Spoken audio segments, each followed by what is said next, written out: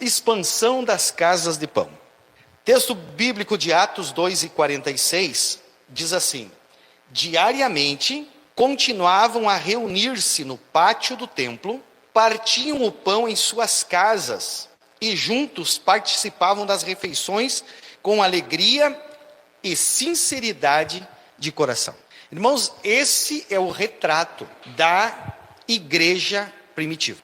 A igreja primitiva, ela alcança resultados poderosos, fantásticos. Ela, sem toda a estrutura que nós temos hoje, eles vão muito além do que nós estamos fazendo como igreja. E uma das ações que eram peculiar da igreja primitiva, uma das ações que trazia resultado que a igreja primitiva tem, sim, oração, jejum, comunhão, e também o estar reunido nas casas com um propósito. Porque a tendência é toda reunião que acontecer numa casa, ela tem o seu propósito. A gente vai lá na casa da santa para comer uma galinhada. É um propósito. Você vai lá para este propósito. Você reúne naquele ambiente para um propósito. Um churrasco, uma festa de aniversário, um ambiente. Agora, o propósito que os crentes da igreja primitiva se reuniam em casa, e aqui está dito para o partir do pão. Para o partir do pão. Para comer.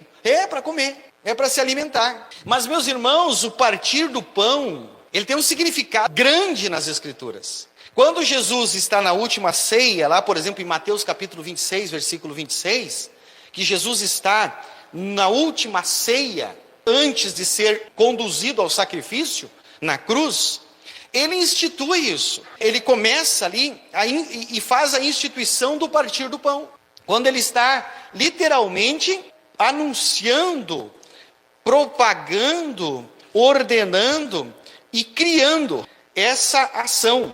26 diz assim, enquanto comiam, até aquele momento, o processo era natural, eles estavam comendo. Os discípulos, Jesus, os seus apóstolos estavam comendo. Enquanto comiam, Jesus tomou o pão e, abençoando-o, o partiu e deu aos discípulos. E disse, tomai, comei, isso é meu corpo. E tomando o cálice, dando graças, deu-lhe dizendo, bebei dele todos, porque isto é o meu sangue, o sangue do Novo Testamento, que é derramado por muitos para a remissão dos pecados. E digo-vos que desde agora não beberei mais o fruto desta vida, e até o que dia em que ele beba de novo convosco no reino de meu Pai. E tendo cantado o hino, saíram para o Monte das Oliveiras. O que Jesus está fazendo aqui, meus irmãos? Ele está ordenando uma alegoria física palpável, que representaria a intimidade, o bom relacionamento, a comunhão entre os filhos de Deus. Quando ele parte o pão e tomai e comei, isso é meu corpo, quando ele transfere para nós esse compromisso de ser parte do corpo dele, de viver aqui na terra como parte do corpo de Cristo, quando ele transfere esse compromisso e ele institui esse processo do partir o pão, ele não está somente, meus irmãos, criando, também está criando para nós, dando oportunidade para nós criar, que foi o homem, foi nós que criamos a ceia mensal, anual, como algumas igrejas têm, semestral, como outras têm, bimestral, como outras têm, e semanal, como outras têm. Essa foi a criação da igreja, foi instituído pela igreja cristã.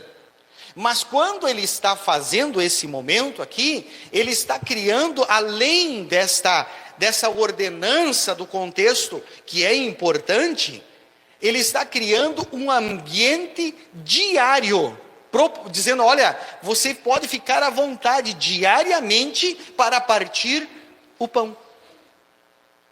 Para lembrar do significado que é partir o pão.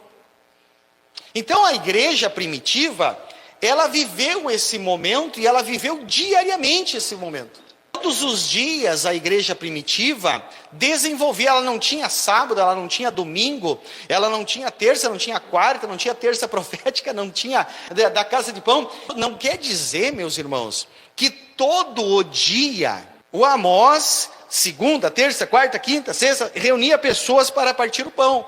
Mas ela quer dizer o seguinte, que segunda-feira uma partia o pão aqui, terça outra lá, quarta outra acolá, e que a igreja, em todo momento que as pessoas da igreja se reuniam em uma casa, havia o partir do pão. Havia um momento de comunhão. E qual era o significado? Qual é o significado de partir o pão?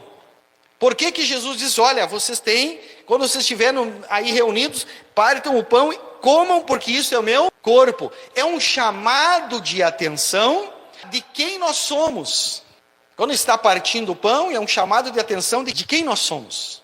Somos corpo de Cristo. Somos parte do corpo de Cristo. Eu partindo o pão, eu estando junto num ambiente de comunhão com o Lucas, somos o corpo de Cristo.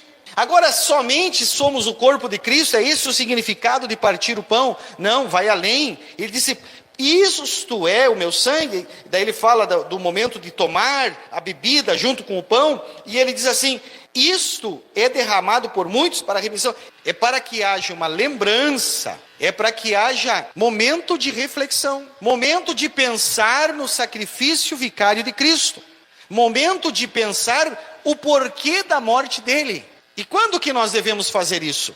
Somente na terça da AGO? Somente no dia da ceia aí da congregação? Não, todo o ambiente que nos for favorável de estarmos em comunhão, todo momento que nos for favorável de estar em comunhão, precisamos estar atentos para o significado disso. E a Casa de Pão, ela tem esse objetivo, meus irmãos, de estar ali num ambiente confortável, de comunhão, de próximo um do outro, um momento relacional. Nós precisamos estar entendendo que isso vai fazer com que nós venhamos lembrar, nós venhamos agradecer o sacrifício de Cristo. Então, qual o objetivo central de nós e a Dejari termos espalhado por o campo ambientes chamados casas de pão? Ambientes para relembrar o sacrifício de Cristo, ambientes para entender que somos o corpo de Cristo, ambientes para viver um momento de comunhão, de intimidade, de relacionamento, para quê? Para que possamos obedecer as duas principais ordens de Jesus nos evangelhos. As duas principais ordens de Jesus no evangelho. Quais são as duas ordens de Jesus no evangelho? Ele diz assim, olha, um novo mandamento vos dou. Está mandando, é ordem, imperativo, um novo mandamento vos dou. Que amais uns aos outros como a si mesmo, e orai pelos vossos inimigos. Então ele está trazendo uma ordem, e o ambiente de Casa de Pão é um lugar para amar, é um ambiente para amar, e eu quero hoje, a partir de hoje, deixar essa frase, assim como nós, quando chegamos aqui, nós criamos uma frase, IAD uma igreja que faz discípulos, e hoje nós vamos criar mais uma frase. Esses tempos nós criamos a hashtag vencer IAD, e se você colocar lá em qualquer meio social, hashtag vencer IAD, você vai ver muitas coisas que já aconteceram e que estão acontecendo na IAD. Agora, nós vamos sempre que lembrar da Casa de Pão, um lugar para amar. Por que amar? Porque amor é cuidado e provisão. E nada melhor que um ambiente agradável, em que todos podem se comunicar e apresentar as suas necessidades, e todos acabam sendo conhecidos um do outro para cuidar e para amar.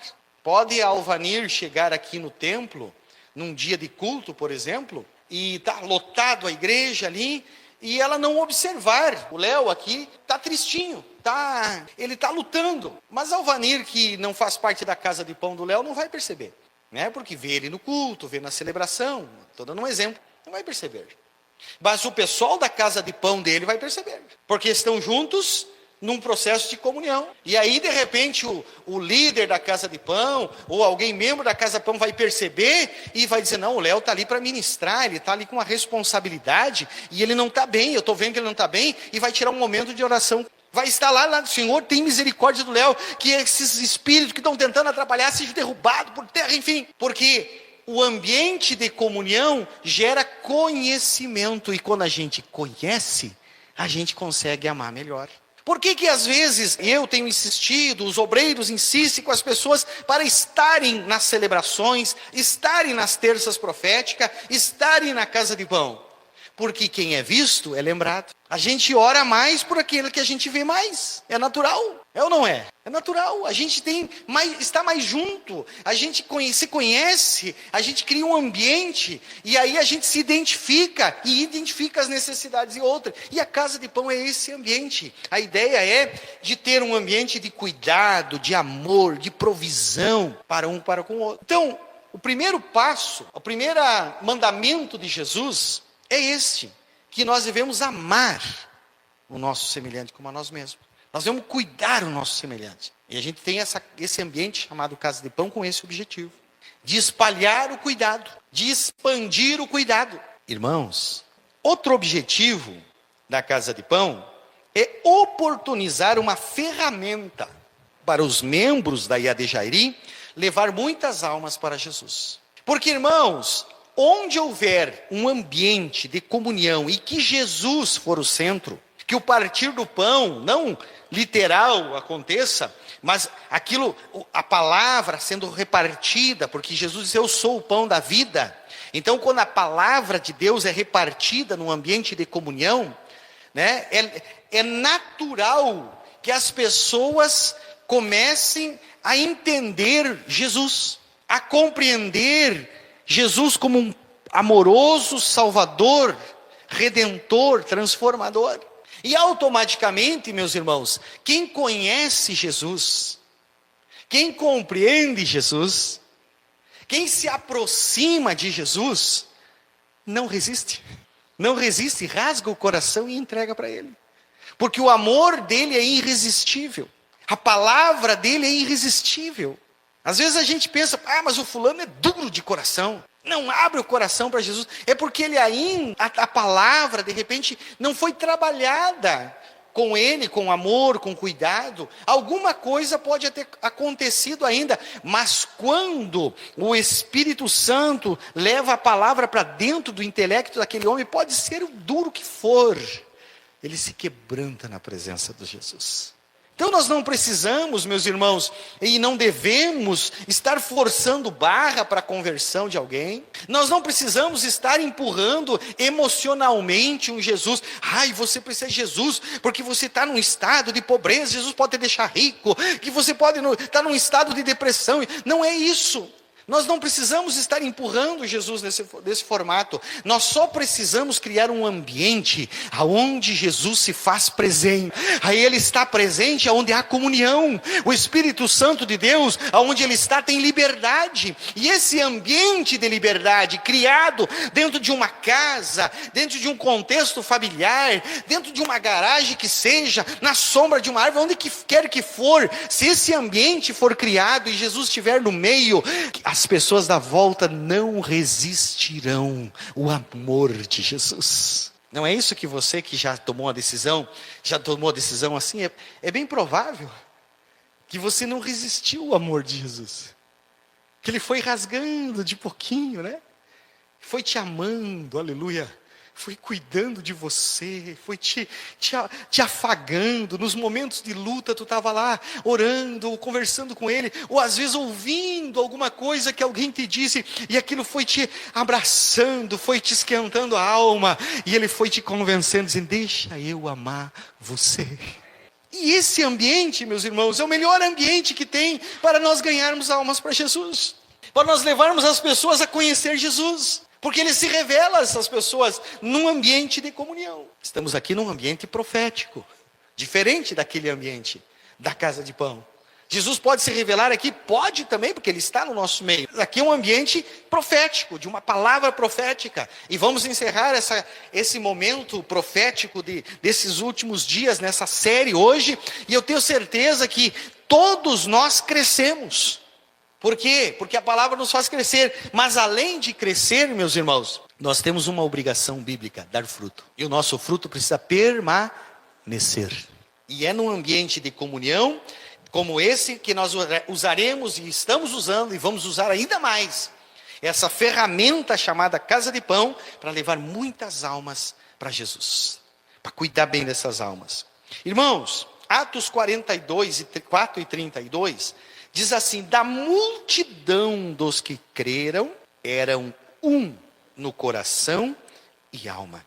Ninguém considerava exclusivamente nenhuma das coisas que possuía. Tudo lhes era em comum. O maior desejo de um grande percentual da população brasileira e do mundo é isso. Muitos se aproveitam desse desejo, criam ditaduras, usando erradamente o termo socialismo ou comunismo. Mas isso aconteceu, não por um governo, não por uma visão ideológica, plantar filosófico. Aconteceu na igreja cristã porque tinha duas coisas que era comum. Eles tinham algo do coração e alma, num só. Eles estavam com o mesmo sentimento. Eles estavam com o mesmo amor do Pai. Eles estavam com a mesma emoção. Coração fala de emoção. Estava com a mesma emoção de Jesus, de amar, amar, amar até morrer. E aí ao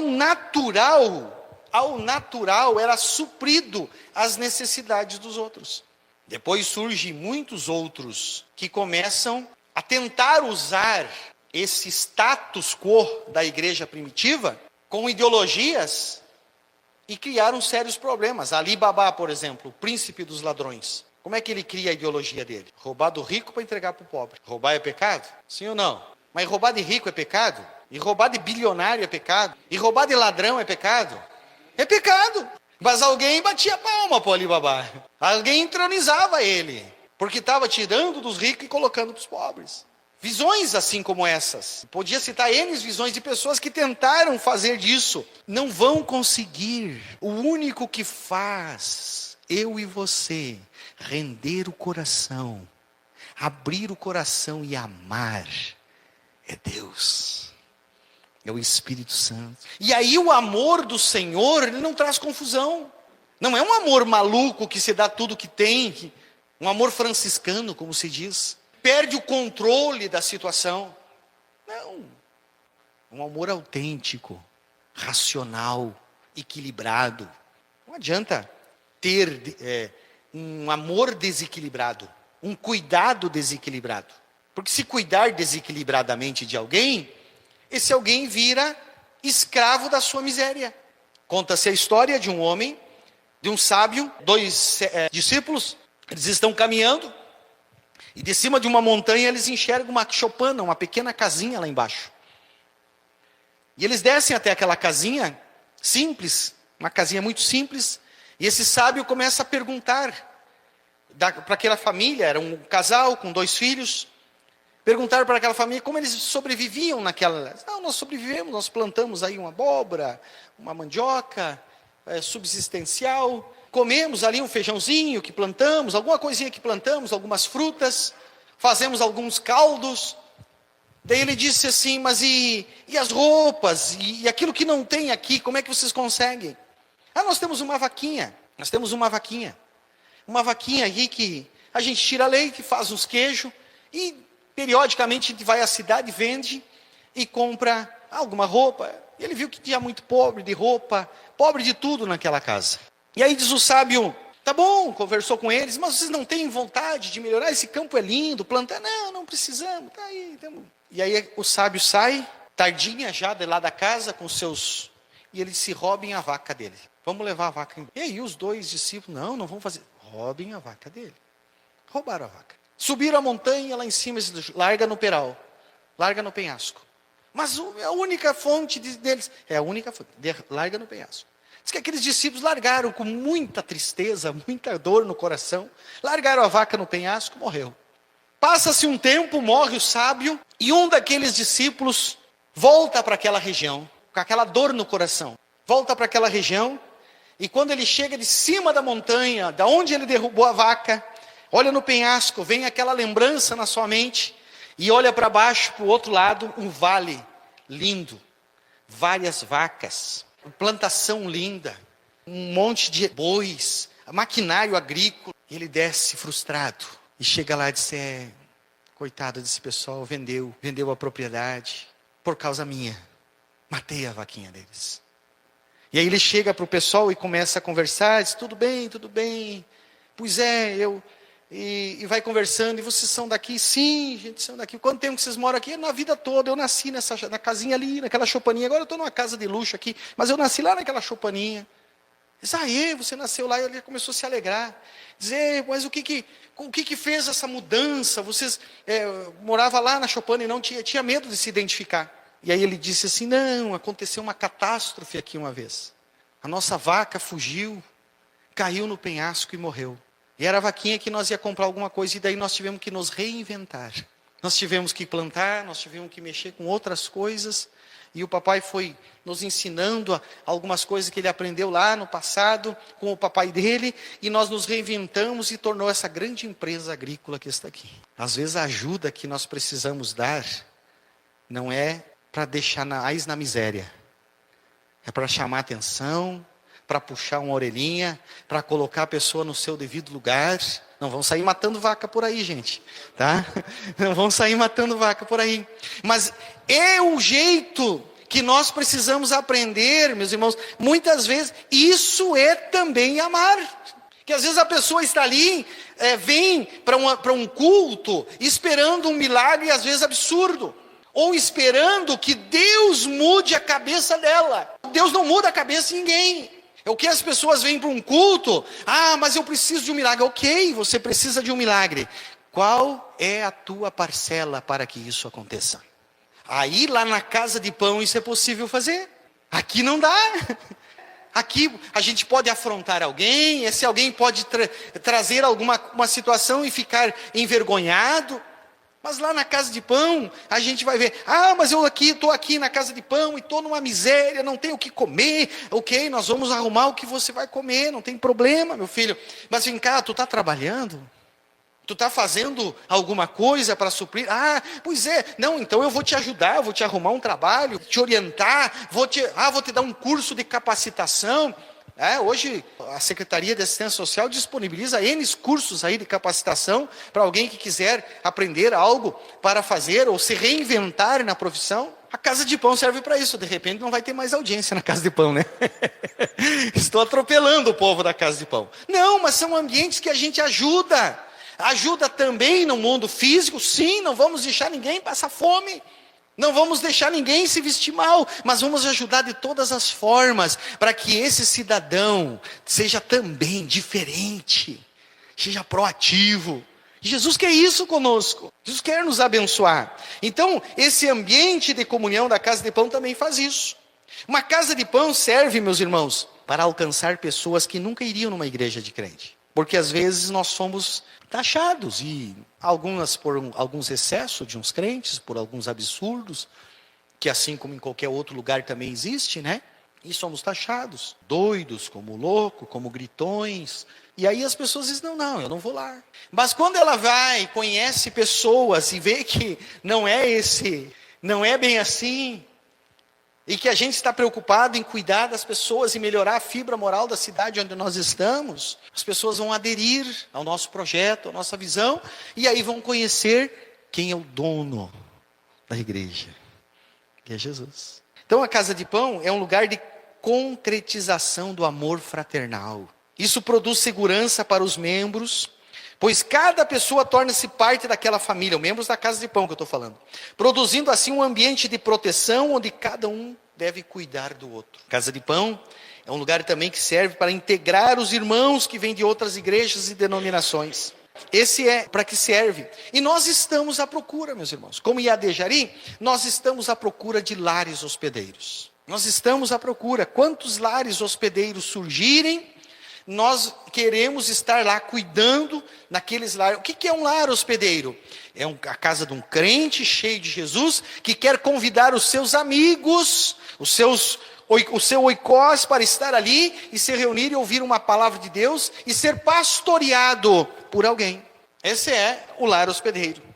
E aí, meus irmãos, quando a igreja primitiva fez isso, com muita propriedade, com muito amor, com muita responsabilidade, Atos dos Apóstolos 4:34 diz isso. Não havia, pois, entre eles necessitado. E aqui é geral. Eu já tenho falado muito e vou continuar falando.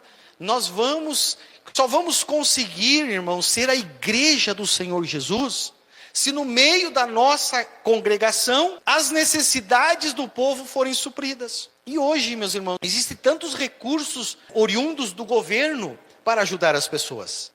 E a grande carência, meus irmãos, realmente não é financeira. Praticamente zero a carência financeira das pessoas. A carência é de comunhão, de cuidado, de relacionamento, de ter alguém para falar, de ter alguém para ouvir. Carência de orientação. Há tantas pessoas que ganham um salário mínimo e administram, Deus ensina a administrar e são bem-sucedidos. E outros que ganham 10 salário mínimo e são mal-sucedidos. Tantas pessoas que entram 5, 6 mil reais na conta no final do mês e somem. E outros que entram 2 mil reais e no final tu vai ver ele está com uma poupancinha comprando casa própria. Por quê? Porque Deus quer ensinar a administrar também. E essa é a carência maior da sociedade. É desse cuidado que nós temos para dar. Que nós como igreja temos para dar. Orientando, discipulando. E aí nós vamos diminuir em grande escala. E já estamos, meus irmãos, já estamos. Diminuindo em grande escala as necessidades das pessoas que aderem às nossas congregações. Temos condições, sim, de diminuir em grande escala as pessoas que chegam. Através de um conselho, de um pastoreio, de um amor. E a Casa de Pão é um ambiente muito gostoso para isso. Então, nós vamos profetizar. Estamos profetizando uma Casa de Pão em cada rincão. Vamos profetizar, queremos isso. Vamos trabalhar para que isso aconteça. Vocês que estão em casas de pão, congregados em casas de pão, deixa eu dizer uma coisa para vocês.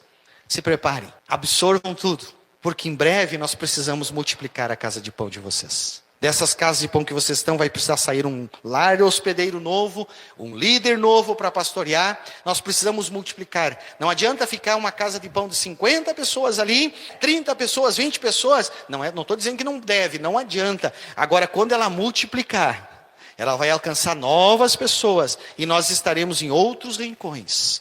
Esse é o nosso sonho, esse é o nosso objetivo. E nós vamos profetizar isso. Eu quero viver algo